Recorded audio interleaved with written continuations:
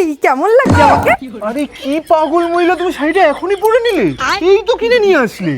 আরে যখন কোথাও ঘুরতে যাবে, কোনো অনুষ্ঠান বাড়ি যাবে, কোনো বিয়ে বাড়ি যাবে, তখন পরতে, এখনই পরে নিলে? পাগল মহিলা রে ভাই। अबे साले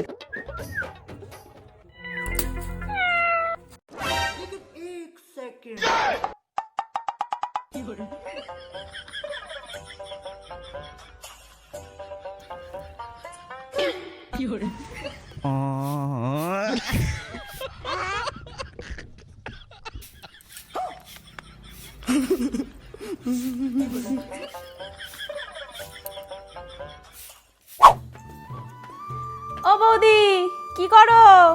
চলো ফুচকা খেয়ে আসি। হ্যাঁ বল। কি করো ঘরে বসে? চলো ফুচকা খেয়ে আসি। ঠিক আছে, তুই 2 মিনিট দাঁড়া, আমি এক্ষুনি আসছি। আচ্ছা ঠিক আছে। নে চ, ফুচকা খেয়ে আসি।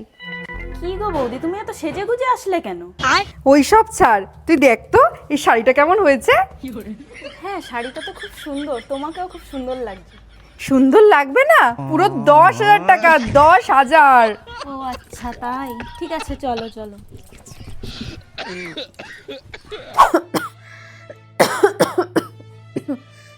কি গো, শরীর কি খুব খারাপ লাগছে?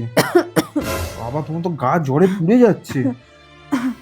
এক কাজ করো, ওঠো, চলো ডাক্তার দেখিয়ে নিয়ে আসি। না না, ডাক্তারের কোনো দরকার ও নেই। এত কথা বলো না তো, চলো ডাক্তার দেখিয়ে নিয়ে আসি। ওঠো ওঠো। ঠিক আছে, তুমি যাও, গিয়ে গাড়িটা বার করো, আমি আসছি। আর তুমি পারবে তো? হ্যাঁ আচ্ছা ঠিক আছে, তাড়াতাড়ি আসো। হ্যাঁ ঠিক আছে।